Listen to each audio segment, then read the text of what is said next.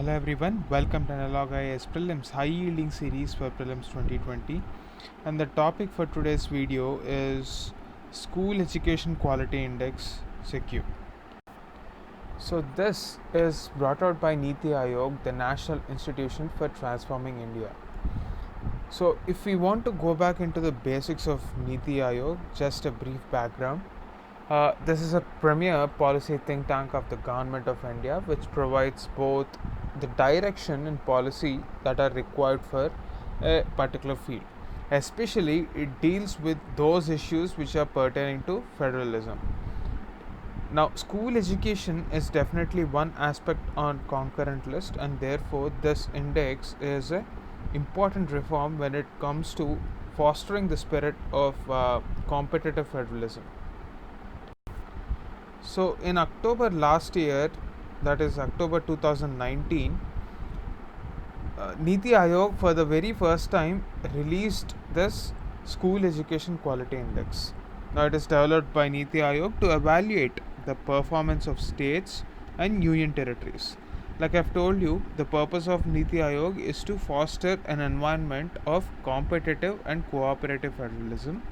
Now if we have a scenario or a quantifying measure wherein we can measure the relative performance of states and union territories, that would have been great, especially in the school education sector, because there are no quantifiable uniform parameters to decide which state is performing better and which state is lagging behind.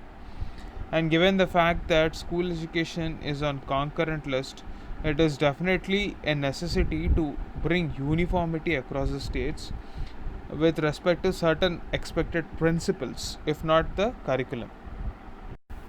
Keeping in mind all this is a collaborative effort, and it also included key stakeholders like MHRD, World Bank, and there are many sector experts who understand the field of education better than anybody else. So even they were made a part of the process. So the index consists of 30 critical indicators that assess the delivery of quality education. Now, to drive policy reforms, it will require us to improve the quality of school education. Now, what are the parameters that this index focuses upon?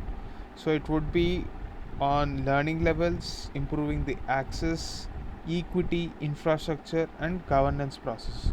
So it is a comprehensive survey which talks about the quality and quantity aspect of education and ensures that the states are always on their toes to keep getting better.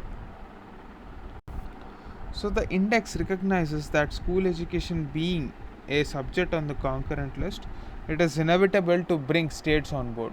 Without bringing states on board, we cannot achieve any cost effective solution for improving the situation of states and as well as education in states. The index will serve as a regular and transparent review of the status. So this will be a periodic survey to improve upon certain parameters and get better across the time period. So this is to ensure a spirit of competitive and cooperative federalism, like I've already discussed. Now let us learn more information through this question.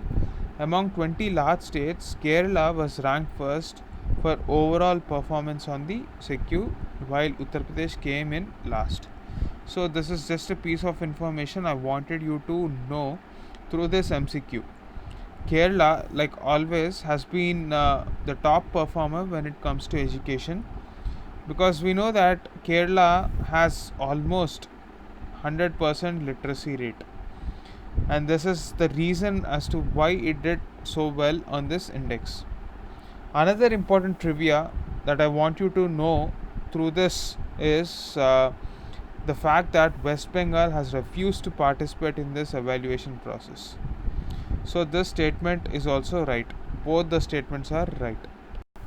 Now please pause the video, and if you haven't watched the previous video on good governance index, please go back to that video and answer this question. Please come back and post your answers in the comment section below.